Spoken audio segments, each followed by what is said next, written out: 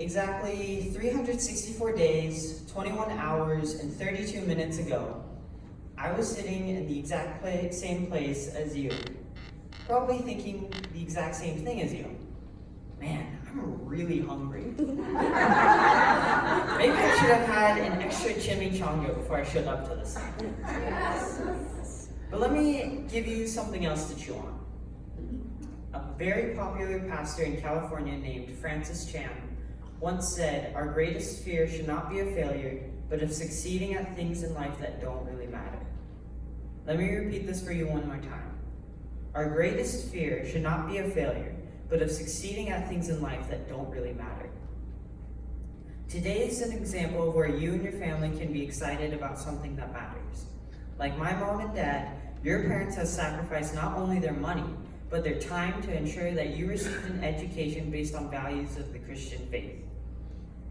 Your parents have demonstrated to you that your faith was worth the sacrifice, and they wouldn't hesitate to make the sacrifice again. As you begin to transition to high school, you may find yourself in a school that is not based on Christian values. But know that the teachers of this school, your parents, and your peers have already given you the tools to succeed in your next phase of life. And you might be wondering why I know a little bit about failure. Well, let me give you my most recent example. For those of you that don't know me, some might describe me as an overachiever, which is a nice way of saying I'm a nerd. Nothing makes me happier than nerding out on books and math, or even trying to solve a complex problem to make the next Terminator. When I first started high school at Pacific Ridge Preparatory School, I never envisioned that I would struggle in a math class. Yes, those of you that do know me, I struggled in geometry. It was the first time in my life that I did not make a perfect grade, and I didn't have the slightest clue what a parabola was. To make matters worse, I tested into advanced geometry, and my teacher didn't have a soft spot for kids that needed extra attention to learn the school's method of teaching. In my high school, the equation is thrown on the board, and as a group, you have to figure out how to solve the answer without being provided the proper mathematical procedure. Yes, you heard me correctly. The teacher puts the problem on the board and makes us figure it out. To make matters worse, you have to present your answer in front of the entire class. Meaning if your answer is wrong, or you can't think of any way to possibly solve it, you have to tell everyone. I remember sitting in class and staring at the whiteboard, wishing that the problem would just turn into a deep-fried burrito. 2 days later, my geometry teacher told me I was not capable of learning the material and I needed to go and learn basic geometry.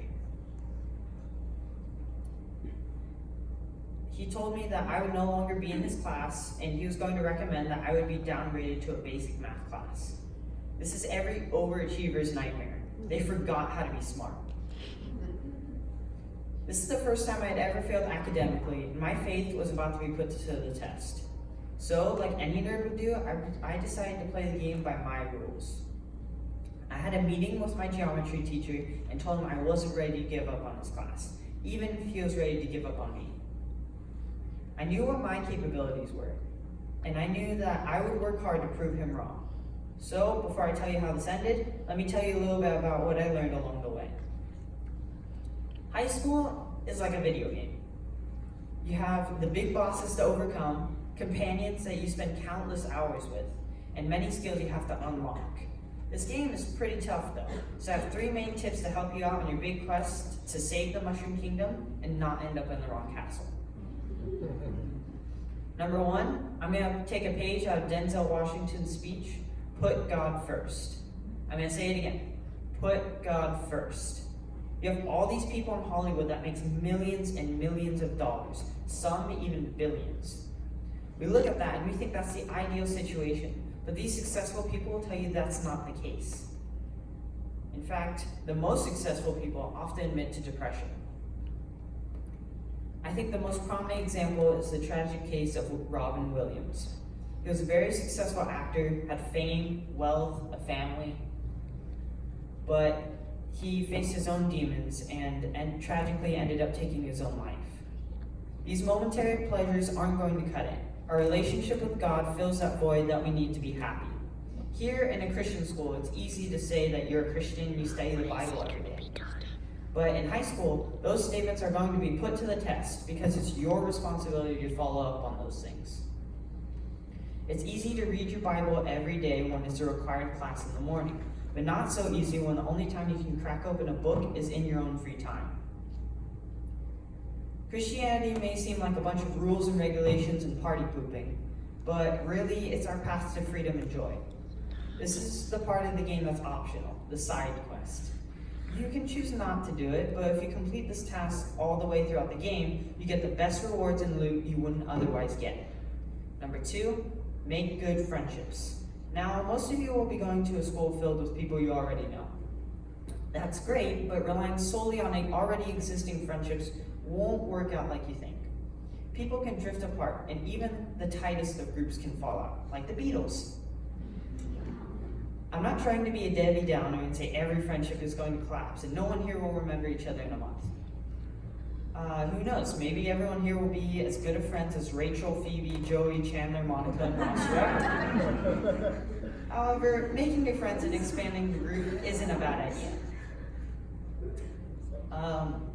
Making friends can be a difficult task that no one would want to touch with a 50.5-foot pole after putting on a hazmat suit. But making friends is your first boss. This boss is big, it's scary, you don't want to go anywhere near it with your 2'5" sword. But let me tell you, you need to run straight at this thing and give it a good whack. Also, don't do what I did. When I was at school and the first person I saw, I figured I would go talk to them and be their friend. I had this master plan where I'd stand around, pretend to be busy, until they pulled me into their conversation. It worked out so flawlessly in my head, so obviously it means it will work in real life. So I began to enact this immaculate stratagem. I walked right over and stood around, and stood, and stood, and stood, and stood, and I waited at least 15 minutes before checking my phone and realizing I've only been hovering around this guy for like 2 minutes. I finally gathered up the courage to start playing on my phone. I only ended up actually talking to him for about 2.357 seconds before we had to leave. Smooth. Eventually, I ended up talking to a kid on the bus who was really nice. The conversation went a little something like this. So do you like any video games, he said? I love video games, I play them a lot, I said. What about Smash Brothers? Oh, I love Smash Brothers. I'm not that good at it, but I always get in as much time as I can to play at my church. Church? Yeah, my church. So, you're a Christian then? Yeah? Silence the rest of the way. He avoided me like I was the bubonic plague for the next 2 to 54 weeks. However, since then I've met some really cool people and chilled with some really cool groups. Friends will make everything tremendously easier for you. They're your companions, assisting you in taking down evil minions and bosses like homework and math class, respectively. Skeletor, Lord Zed, or Mojo Jojo, whichever your teacher takes the form of, whatever they throw at you, you have your faithful companions at your side. Be it the Defenders of the Universe, the Power Rangers, or the Powerpuff Girls. But how do you make those friendships happen in the first place, I hear you asking? While teaming up to stop an alien invasion might be the easiest way to form a group to never be separated, we don't get too many of those here in California. So we're going to have to take a different route. The first stage of the boss battle is going to be really tough. You have to introduce yourself. This part is really short, but probably a big point on why people hate making new friendships. However, if you don't give the other person your name, you're not going to give them a good impression either. Stage 2 of the boss is trying to find a common interest or common ground, something that can make you relate to the other person. An easy way out is to talk about a guaranteed common ground. But a good way to make a good friendship is starting out with something specific, maybe a specific class or a specific sport to connect over. The final stage of the boss has always been the hardest for me and has sent me to the game over screen of friendships countless times. You have to remember their name. As you close out the conversation, maybe ask for their name again to make sure you remember. Names are a big deal. Remembering it will signify to the other person that they're important enough for you to care about them. This boss is hard, but you will have to face it many times. The more you throw yourself at this boss battle, the easier it gets. High school is the best time to develop the skill of making friends and connecting to people, as you will be exposed to more people than before, but still be in a confined enough space to where it won't be overly overwhelming. So think of your freshman year like you would think about Fortnite. You can either floss your way through freshman year, or you can learn to develop your skills for each character, just like you would in Smash Brothers. Every character has its strong point, and learning to be good with every character means you have a better chance of winning when you have new matchups. Number 3, don't forget the Game Genie. For the parents in the audience, you probably remember the old Game Genie. It was the first time you were able to get past Glass Joe and make it all the way to Mike Tyson. For those of you that never played Nintendo, this is like the mother of all cheat codes. For those of you sitting behind me, your cheat code is sitting in the audience. Your parents have already gone through this stage in the game, and they probably have a few well-earned cheat codes that they picked up along the way to help you along the way. Your grandparents have mastered the cheat code, and they're only a phone call away. So, the next time you're sitting in front of a whiteboard, wishing it was a chimichanga, remember to grab your Game Genie and look at that cheat code. Because don't forget, every teacher needs a different code. Some harder than others.